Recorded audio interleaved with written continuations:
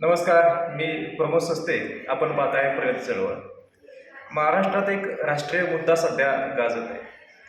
बेगून अपहरण झालेली तरुणी आणि तिच्या कुटुंबियांचा आक्रोश किंवा धर्माचं जे पेव फुटलेलं आहे, त्या पेवावरतीच मी आज थोडंसं भाष्य करतो.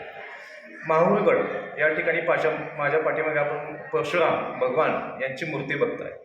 ज्या परशुराम भगवानांनी वडिलांच्या आदेशानुसार आईचं मुंडकं छाटलं, तीच रेणुका माता या माहुरगडावरती आदिमाया आदिशक्ती 3.5 शक्तीपीठापैकी एक पूर्ण पीठ म्हणून या ठिकाणी आज जागृत देवस्थान म्हणून आपल्याला पाहायला मिळते. तेच परशुराम ज्यांनी पितृसत्ताक जीवन पद्धतीमध्ये वडिलांच्या आज्ञेखातर स्वतःच्या आईचाही प्राण्याचं धाडस केलं.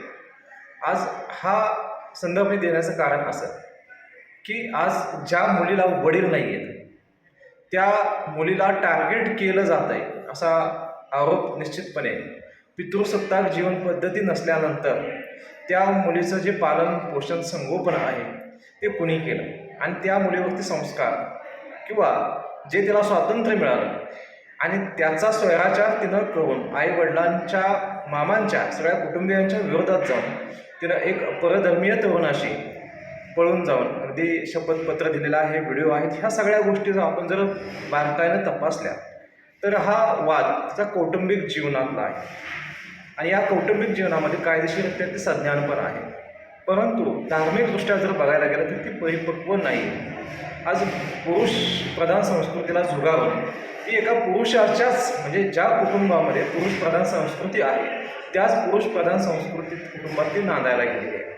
आज तिचं दाम्पत्य जीवन जे आहे ते एका परधर्मीय तरुणाशी आपल्याला इथून पुढं पाहायला मिळू शकतं आणि एकंदरीत या विषयावरून पूर्ण देशामध्ये धार्मिक जर आपण बघितलं, राजकीय बघितलं तर स्टेटमेंट्स खूप येतात. पण मला एक मुद्दा असा विचारावा वाटतो की भारतीय सनातन परंपरेमध्ये पुरुष प्रधान संस्कृतीमध्ये माझ्या पाठीमागे ज्यांची मूर्ती आपण बघताय ते परशुराम भगवान, ज्यांनी आपल्या वडिलांच्या इच्छेखातर वडिलांच्या एका शब्दासाठी आपल्या स्वतःच्या आईचाही जीव घ्यायला पाठीमागे बघितलं नाही, ते परशुराम भगवान. आणि आज त्याच भारतीय परंपरेमध्ये ही जी मुलगी आहे जिला वडील नाहीत म्हणजे पितृचित्र हरवल्यानंतर नेमकी तिची जी अवस्था झालेली आहे, आज ती कुठल्या धर्माची आहे हा शोध घेणं आवर्जून आपल्याला तपासून घेणं गरजेचं आहे.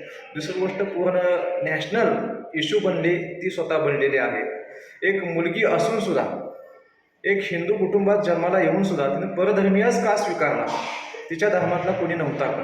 हे सगळे प्रश्न, या सगळ्या प्रश्नांची उत्तर ज्यावेळेस मी शोधायचा प्रयत्न करतो त्यावेळेस माझ्या एक गोष्ट लक्षात अशी येते की आयुष्यामध्ये वडिलांचं स्थान हे खूप मोठं आहे आणि ज्याच्या सोबत त्याचे वडील आहेत तो अतिशय भाग्यवंत.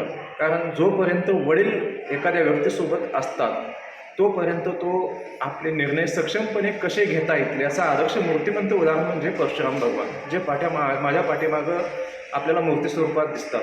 आणि त्या मुलीच्या पाठीशी तिचा आयुष्याचा निर्णय घेण्यासाठी तिचे वडील नसताना तिने स्वतःच्या बुद्धीनं जो निर्णय घेतलेला आहे तो कितपत योग्य आहे, संविधानिक दृष्टिकोनातून ती योग्य असू शकतो. परंतु दाम्पत्य जीवनामध्ये तिचं जे कौटुंबिक जीवन आहे, तिच्या पुढच्या पिढ्यांचं जे जीवन आहे ते कसं असेल याची तुम्ही कल्पना करू शकता. परंतु या भारतीय संस्कृतीत, वैदिक सनातन संस्कृतीत किंवा हिंदू धर्मामध्ये जे दाम्पत्य जीवनाचा धर्मार्थ काम मोक्ष या दृष्टिकोनातून जर विचार केला आपण तर परिपूर्णता ही जी संकल्पना आहे ती तिच्या जीवनामध्ये उतरू शकेल का, हा माझा आजचा खरा प्रश्न आहे. संविधानिक लोकशाहीमध्ये फिजिकली ती सगळ्या गोष्टीचा उपभोग घेऊ शकते, पण स्पिरिच्युअली म्हणजे आध्यात्मिकदृष्ट्या, आत्मिकदृष्ट्या ती पूर्ण समाधानी होऊ शकेल का, हा खरा प्रश्न आहे. आणि मला वाटतं आज अखंड तांडव करणारे जे नेते आहेत या विषयावरती त्यांनी स्वतःची आध्यात्मिक पातळी तपासून घेणं आवश्यक आहे. आपण हिंदू स्वतःला ज्यावेळेस म्हणतो त्यावेळेस आपल्याला एवढा अखंड तांडव का करावा लागतो?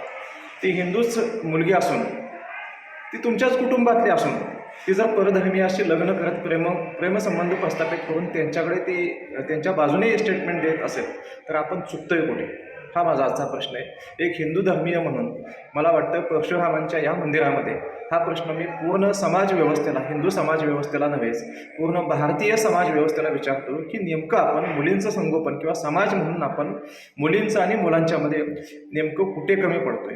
मला वाटतं याच विषयावरती सर्वांनी विचार विनिमय करणं आवश्यक आहे. एक संवाद म्हणून हा व्हिडिओ मी तयार करतोय. तुम्हाला काय वाटतं निश्चितपणे कमेंटमध्ये सांगा. काय नेमका संवाद झाला पाहिजे, कुठे चुकतोय आपण, या विषयावरची निश्चितपणे मला वाटतं चर्चा होणं आवश्यक आहे आणि मला वाटतं हीच खरी वेळ आहे. धन्यवाद.